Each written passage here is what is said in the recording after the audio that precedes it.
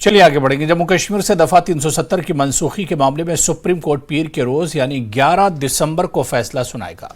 जम्मू कश्मीर की खुसूसी हैसियत को मनसूख करने के मोदी हुकूमत के फैसले को चैलेंज करने वाली मुख्तलिफ अर्जियों पर सुप्रीम कोर्ट में 16 समाअत के बाद अब अदालत अपना फैसला सुनाएगी। 5 सितंबर को इस केस की समाअत मुकम्मल हुई थी और अदालत ने फैसला महफूज रख लिया था। अर्जी गुजारों ने जम्मू कश्मीर तंजीम नौ कानून को भी चैलेंज किया है। इसके तहत रियासत जम्मू कश्मीर को जम्मू कश्मीर और लद्दाख यूटीज में तकसीम किया गया था। अर्जी गुजारों में नेशनल कॉन्फ्रेंस और दीगर तंजीमें और शख्सियात शामिल हैं। वाज़ेह की चीफ जस्टिस ऑफ इंडिया की सरबराही में 5 जजों की आईनी बेंच ने इस मामले की समाअत की और अब इनके फैसले का सबको इंतजार है। तो 370 पर पीर के रोज सुप्रीम कोर्ट के आने वाले फैसले के मुतालिक पीडीपी लीडर और महबूबा मुफ्ती की बेटी इल्तिजा मुफ्ती ने एक पोस्ट किया है। उन्होंने तंजिया अंदाज में लिखा है कि इस मामले पर अंदाजा लगाना खतरा मोल लेना है। वो लिखती हैं कि सुप्रीम कोर्ट आर्टिकल 370 के गैर कानूनी मनसूखी को बरकरार रखेगी और मरकजी हुकूमत को रियासत का दर्जा बहाल करने की हिदायत देगा। साथ ही इंतखाबात के जरिए जमहूरियत की बहाली की गैर वाज़ेह खद्दोखाल भी तय होगी। और उधर senior BJP leader Kavinder Gupta ने इल्तिजा मुफ्ती के पोस्ट पर कहा है कि उनकी बातों से मायूसी झलकती है। गुप्ता ने मजीद कहा कि सुप्रीम कोर्ट का इस मामले पर जो भी फैसला होगा वो सभी को कबूल होगा।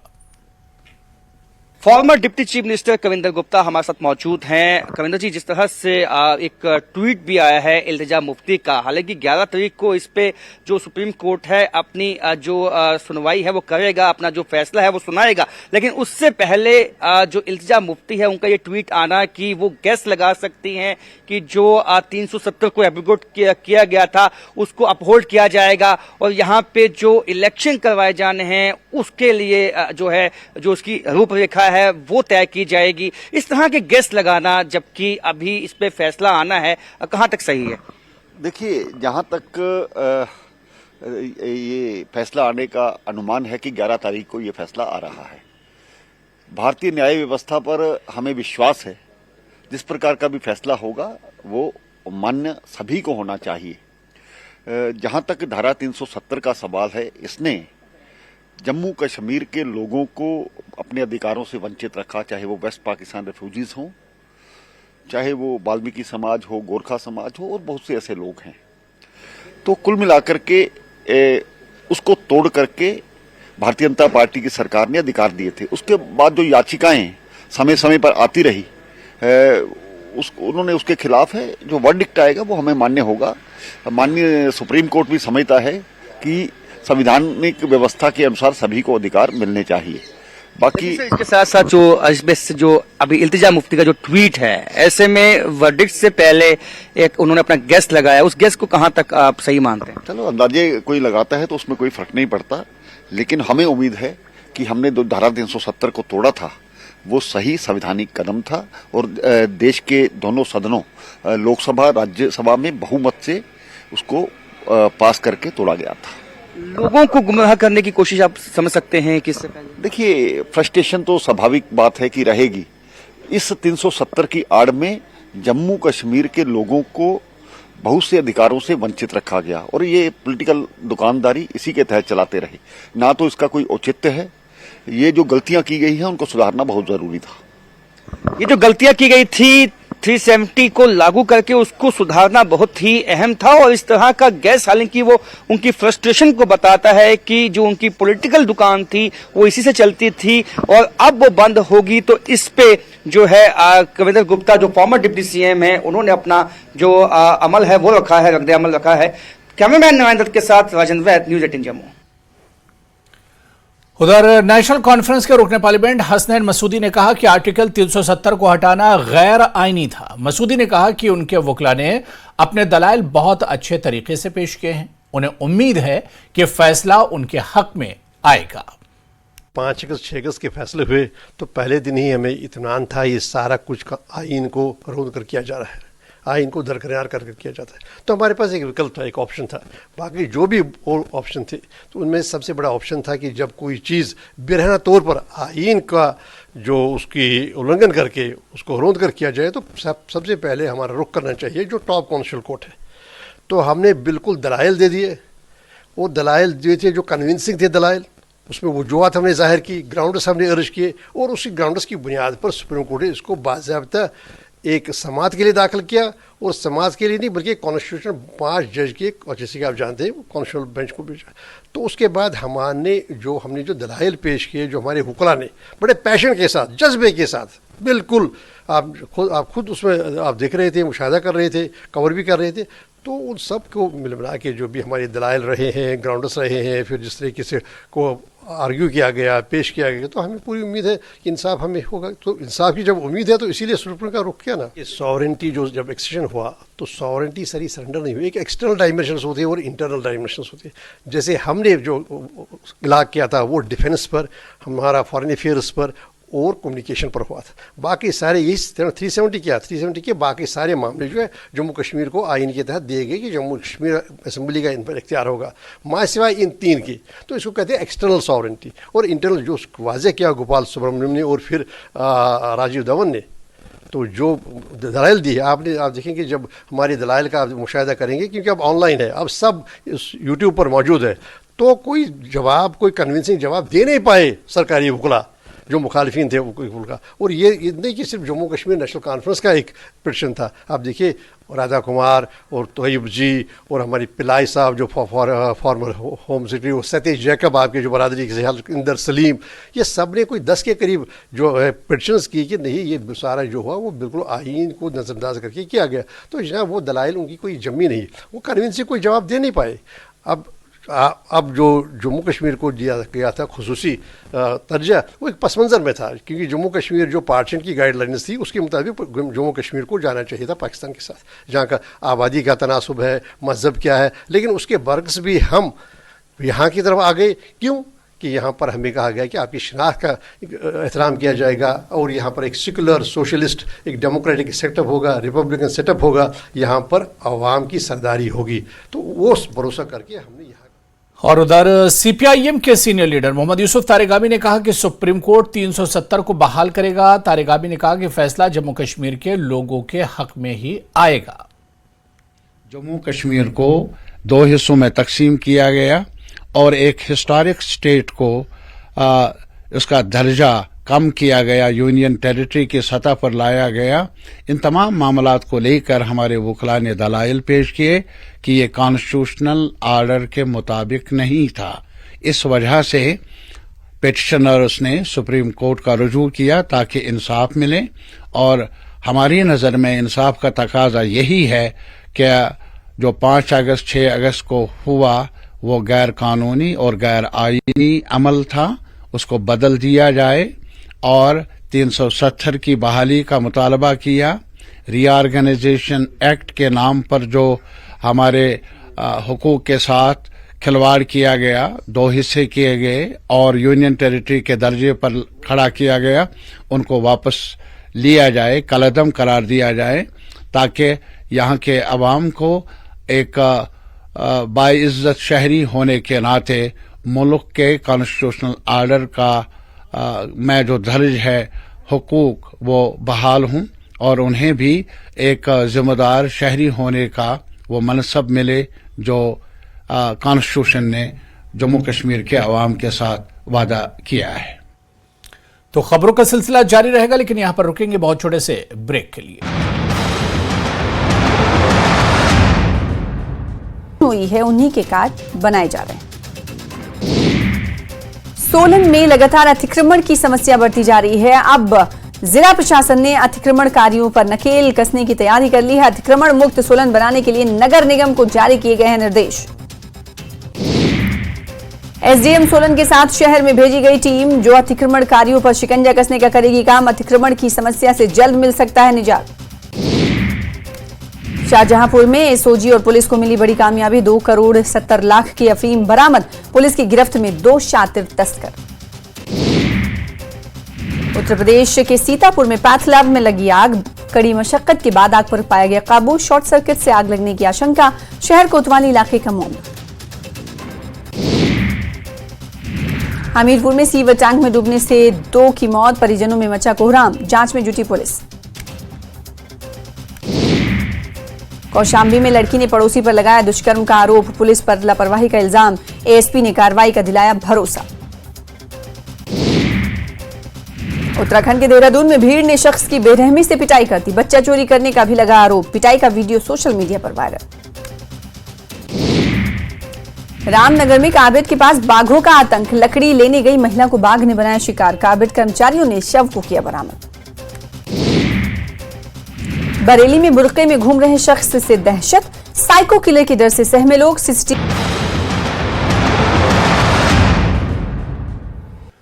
ब्रेक के बाद एक बार फिर आपका इस्तकबाल है। चलिए खबरों में आगे बढ़ेंगे। बीजेपी के राज्यसभा मेंबर गुलाम अली खटाना ने कहा है कि क्या सिर्फ नेशनल कॉन्फ्रेंस ही आइन जानती है? बीजेपी मुल्क की एकता, सालमियत और तरक्की का विजन रखती है। इनका कहना है कि सुप्रीम कोर्ट का जो भी फैसला आएगा वो उनको कबूल करेंगे। तो नहीं है कि भारत के कानून को, कॉन्स्टिट्यूशन को सिर्फ नेशनल कॉन्फ्रेंस ही जानती है। भारत के हित में, नेशनल इंटरेस्ट में और देश को यूनाइटेड रखने में, देश के लोगों की तरक्की के लिए और एक देश को विश्व गुरु बनाने में भारतीय जनता पार्टी विजन रखती है। बाकी सुप्रीम कोर्ट का जो भी फैसला आएगा हमारे सिर बात है। जम्मू कश्मीर बीजेपी के तर्जुमान अल्ताफ ठाकुर ने कहा कि 370 पर आने वाला फैसला तारीखी होगा। इल्तिजा मुफ्ती के ट्वीट पर रद्द-ए-अमल में ठाकुर ने कहा कि पीडीपी इस मामले पर सियासत कर रही है। देखिए, 2019 को जब 370 हटाया गया था तो उससे बड़ी कम्युनिटी को यहाँ इंसाफ मिला। जिनको 70 साल तक चाहे नेशनल कॉन्फ्रेंस हो चाहे पीडीपी हो, उन लोगों को बेसिक जो हक होता है एक इंसान को, वो हक भी इनको नहीं मिला। मुझे लगता है कि ऑनरेबल सुप्रीम कोर्ट जो इंसाफ मिला है उसको मद्देनजर रखकर इंसाफ की जीत होगी, इंसानियत की जीत होगी। लेकिन अलग बात है कि जो रीजनल पॉलिटिकल पार्टी से बार बार 370 बात करिए, लेकिन सुप्रीम कोर्ट के फैसले का एहतराम करते हुए मेरा मानना है सेल्फ रूल और ऑटोनॉमी को 2019 को 370 जब दफन किया गया था, उसको कफन बना के फिर 370 को दफन किया गया। मुर्दे लोग को भी वापस नहीं आते हैं, लेकिन ख्वाब है, ख्वाब देखने में कोई हर्ज है ना कोई टैक्स लगती है। देखिए, जहां तक पीडीपी का ताल्लुक है, देखिए पीडीपी ने 70 साल तक यहां 20-32 साल से पीडीपी वजूद में आई है और सिर्फ झूठ और फरेब कहा है। और आज भी एक बार फिर, चाहे पीडीपी हो चाहे इल्तिजा मुफ्ती हो, फिर एक बार लोगों को गुमराह कर रही है स्टेटहुड, और ये अपहोल्ड होगा। 11 सितंबर को फैसला आने वाला है। और जहां तक मेरा मानना है, ये मेरी पर्सनल राय है कि जब 370 दफन हुआ था 2019 को 5 अगस्त को, एक जो उसमें अभी काम जो करनी थी वो लगानी थी, जब जिस तरह से मुस्लिम समाज में एक कब्र पे तख्ती लगाते हैं, मुझे लगता है कि 11 सितंबर को परमिशन मिलेगी कि वो तख्ती उस कब्र पे लगाया जाए। मैंने पहले भी कहा और अब भी दोहराता हूँ, मुर्दे जो होते हैं मुर्दा कभी जिंदा नहीं होते हैं। इल्तिजा मुफ्ती जी या पीडीपी या एनसी का जो भी टेक होगा, लेकिन मेरा मानना है कि ऑनरेबल सुप्रीम कोर्ट देश की एकता, देश की अखंडता, इंसाफ और इंसानियत को मद्देनजर रखकर फैसला देगी। और यह फैसला जो होगा वो सच की जीत होगी, वो इंसाफ की जीत होगी।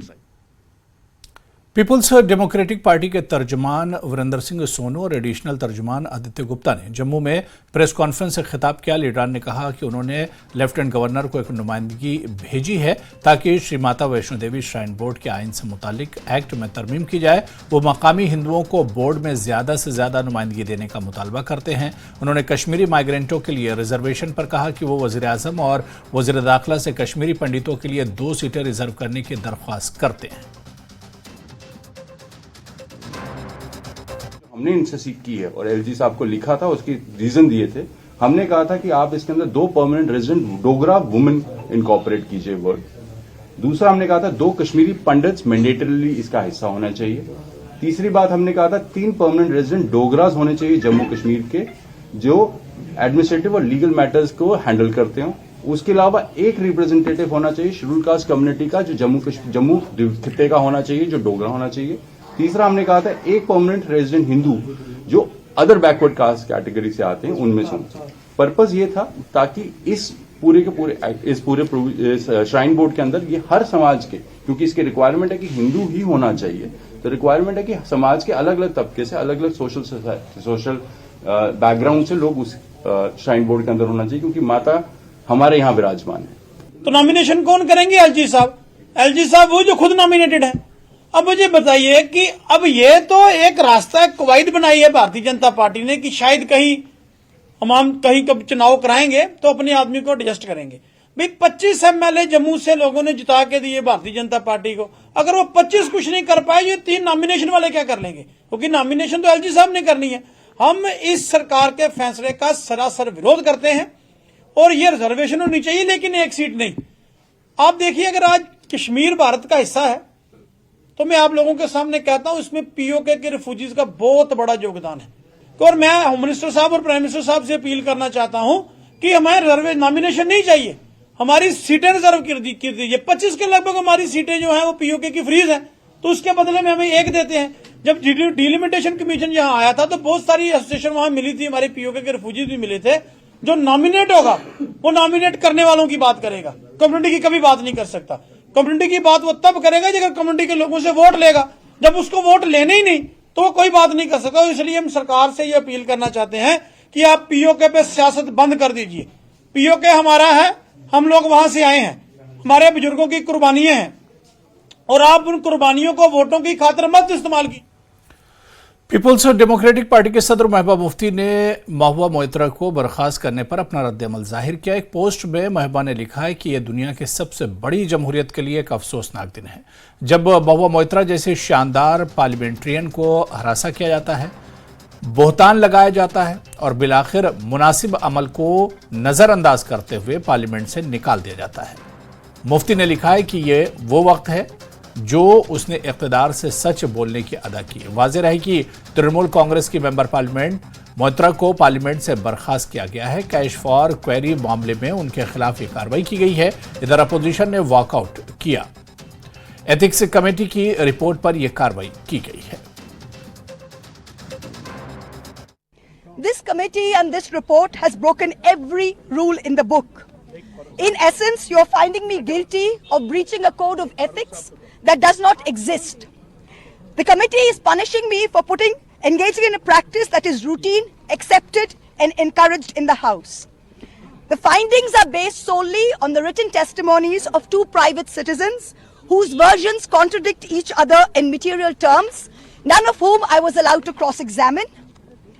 One of the 2 private citizens is my estranged partner who, with malified intention, masqueraded as a common citizen in front of the committee. The 2 testimonies have been used to hang me. They are at polar opposites to each other. No, the ethics committee report was presented at 12 p.m., 12 noon. And it was within 2 hours that the matter was taken up for a discussion and debate. And the fundamental point was that it's true that not the speaker but the House had to take a decision. But the members should have been given an adequate opportunity, a fair opportunity to go through the report. It is a 400-page report. And to just formulate their viewpoint, to articulate their viewpoint. But that wasn't done. Even if the decision is not to be taken by the speaker, by the House, but the House cannot depart from the fundamental principle of fair play and justice. There should be a free and frank discussion on whatever report is submitted. That wasn't done. अनुमान पर कोई 500 page का प्रतिवेदन नहीं बनता है, तथ्यों पर आधारित होता है। शब्दों से चाहे हम जो भी बोले, लेकिन कागज के प्रामाणिकता और साक्ष्य दोष को प्रमाणित करते हैं। और जिस तरीके से पूरी घटना हुई है, मैं समझता हूं कि एथिक्स कमेटी के रिपोर्ट पर सदन ने एक बड़ी सहमति के साथ उनका निष्कासन किया है और ये न्यायोचित है और संसदीय मर्यादाओं को ऊपर रखने के लिए किया गया है। इसमें किसी को कोई संकोच नहीं होना चाहिए। एक अहम पेशरफ्त में फौज और पुलिस ने एक मुश्तरका ऑपरेशन लांबरी अंजाम दिया। इसके नतीजे में जंगी स्टोर्स की बाजियाबी हुई। ये कार्रवाई नौशेरा के इलाके गारन में की गई। मकामी ज़राए से मौसूल होने वाली इंटेलिजेंस मालूमात की बुनियाद पर कार्रवाई की गई, जिसमें 5 दिसंबर को ड्रोन की इत्तला थी। सर्च ऑपरेशन के दौरान सर्च टीम को एक पिस्तौल और 8 राउंड बरामद हुए। इलाके की मज़ीद तलाशी जारी है। ऑपरेशन लंबेरी के कामयाब नताइज ने पाकिस्तान के मज़मूम अज़ाइम को उजागर किया है, जबकि भारतीय फौज ने दहशतगर्दी के एक बड़े वाक़े को टाल दिया है।